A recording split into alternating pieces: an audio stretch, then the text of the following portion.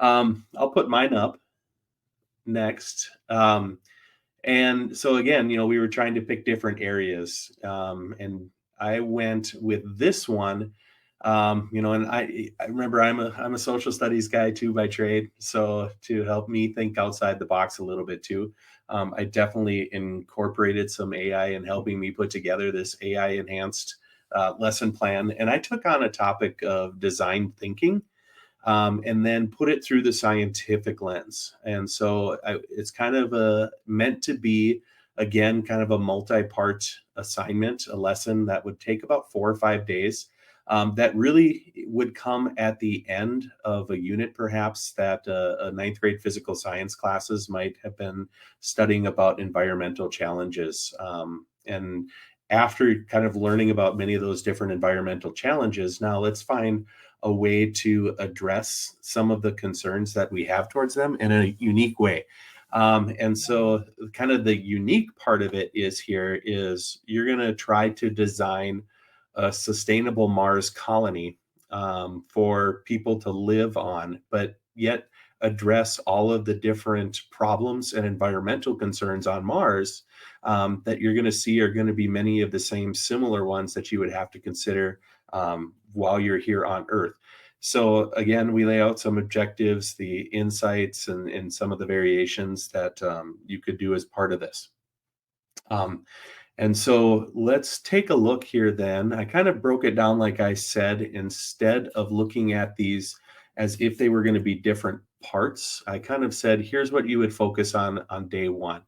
Now, I imagine this is going to be kind of like a group project, because there's going to be several different environmental concerns that students are going to be faced with, or people that are trying to live on Mars would be faced with, right? And so it allows for people within that group to focus on different areas. So the first day is kind of a day where you're going to be reviewing, you're going to be reflecting on what you already know about environmental challenges that are here on Earth. But then you're going to try to find a way to apply what you know to this context of what would it be like on Mars. So within your group, there's some discussion there that takes place.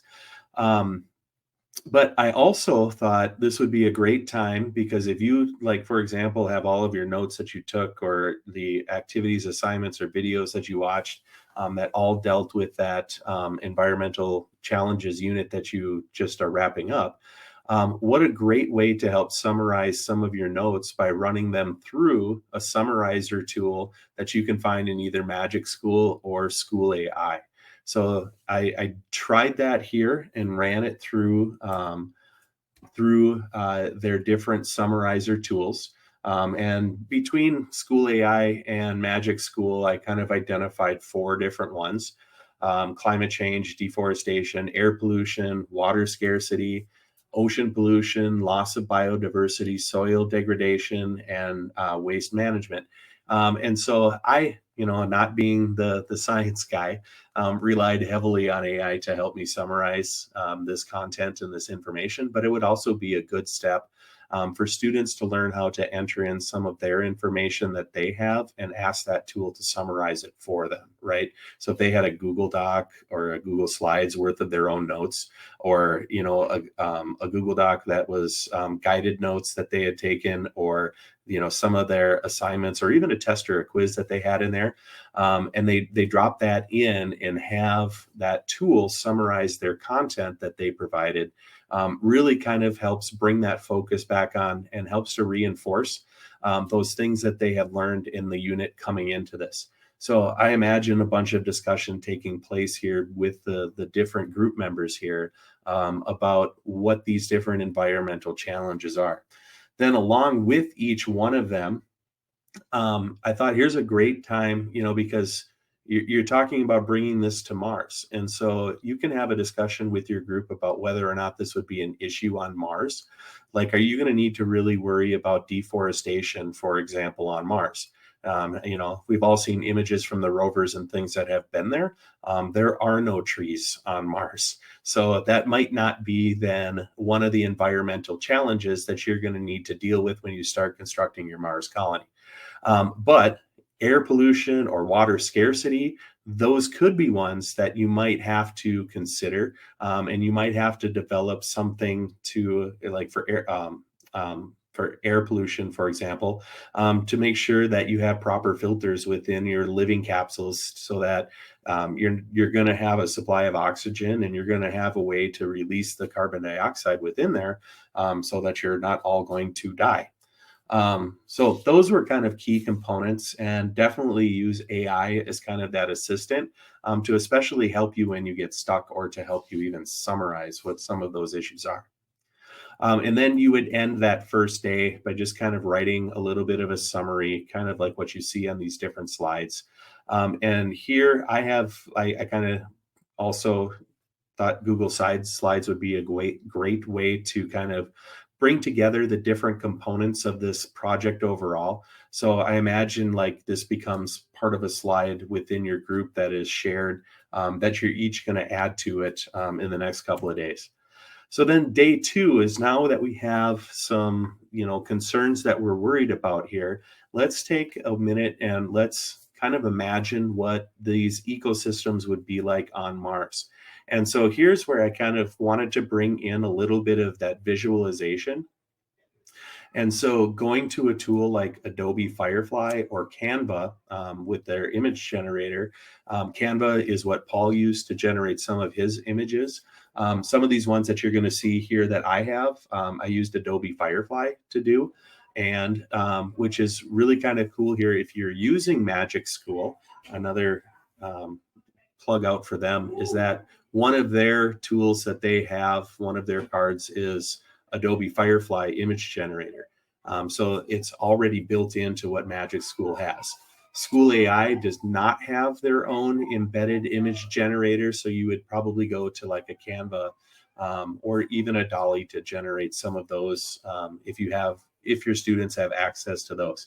So what I had to do is kind of like, they had to tell them what they were thinking needed to be done, for a particular environmental concern that they had, and then use AI to generate what those might look like. So I did a couple of examples. Like, here might be a water recycling facility and how that could look on Mars. And again, you'll see that we entered in the content based upon some of the discussions that you would have had with your groups of students. Here's another one, thinking about food production. How are you going to grow things in an environment as hostile, and the soil is not as great in Mars? What are going to be the ways that you're going to be able to feed the people that are going to live there? So here's an example that AI generated, where you actually see, like, it's a robot, but the robot has like on a spacesuit, which is, I thought, kind of funny. Would a robot really need a spacesuit? But that you could talk about then, what are some of the things that AI generates that, oh yeah, that's why it's not real. And here's a waste management one, where I talked about they needed to be able to sort wastes into different types of categories, like if it's organic waste that could be composted, or if it's going to be like plastics or metals that you could potentially be recycled, and some of those things. And so you start to think about these different systems then that you're going to need to develop while you're there. So this is kind of introducing them a little bit here to this idea of that design thinking, where, are these things that you're working on here going to be the best to make it work? Then, day 3. Oh, so with day 2, you would go and you would take these examples, right? And they would become different slides on your Google Slides presentation that you started on day 1. And then underneath each one, you would kind of describe how it works and why it would lead to sustainability. Then day 3, you're going to start to try to make more of a solution, based upon one of those different concerns. And so here's where, because you have all these different things that you have to be kind of, that need to be really considered and developed, in order to have this sustainable community on Mars. I would imagine each student within a group would pick a different focus area, to develop that system that is going to help people live there, and survive there for an extended period of time. So they would start by choosing that ecosystem component. Then they would go and do a little bit more of a detailed kind of design on things that they would definitely want to include in that. Along with that, they need to identify what are certain things they would want to make sure to include, things like sustainability or energy efficiency, et cetera. But then also, what are some of the restrictions and the constraints that they would face? They're going to have limited materials, for example. They can't just have a resupply ship, come within 24 hours, next day Amazon Prime delivery stuff, right? So what are you going to do to take advantages of the resources that you have? What about living in an area where the gravity is much lower? Is that going to make a difference on how you're going to operate a water flow system here? That can you use gravity to help speed the process of moving water, kind of like we do here? It might change some of those different things. So then you're going to go through and you're going to create an individual slide that goes along with some of this stuff. I should also point out, this is kind of my teacher directions page, right? I do include some tips and suggestions down here too, especially as they come to prompting, because I think if you're going to have kids get good design results from AI, they have to, be very descriptive in how they prompt with their AI. And the other part of that is to embrace iteration. Like, don't just accept the first thing that comes out. Ask it to refine, put in more details if you were too vague in a certain area, and keep working at it until you get the product that you want. And so I think that becomes part of this process as well. It's just not a cool project. Hey, we're going to go to Mars, and how fun would that be? But it's going to be like we're practicing that design thinking as we're doing it. Which definitely fits in with some of those engineering and design system standards that are within our science curriculum as well. Okay, so continuing on then. So here might be some examples of details that you might need to include based upon some of those different challenges that you might be facing, as well as some criteria and constraints. So again, I had AI help me with identifying some of these, right? It could be, this is probably an opportunity where students might not have the best engineering principles, but AI can assist them with identifying what some of those are, and help them, or at least prompt them with questions to think about in what they decide to set up. So after doing some of that refining work, I had it create another example of a waste management one.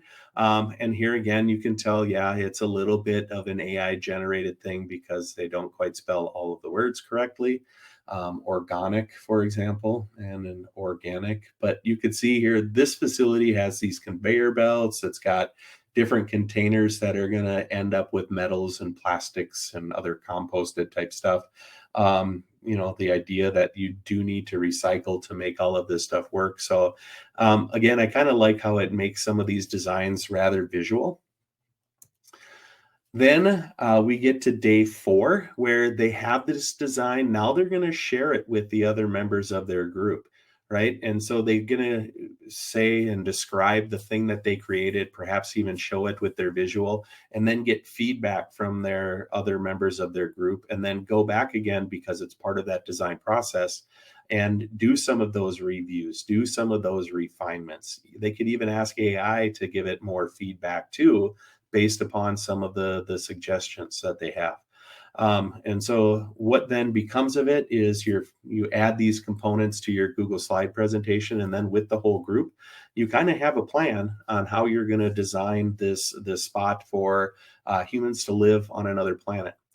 I did take it one more step further. I imagine this would be kind of like an extension possibility, where take some of these ideas that you had from Mars, and can you find a way to give it a real world application to maybe help improve something here on Earth, not just on Mars? And so it kind of ends with that. I thought this would be an extension or like an extra credit type of a thing if you wanted to go that far.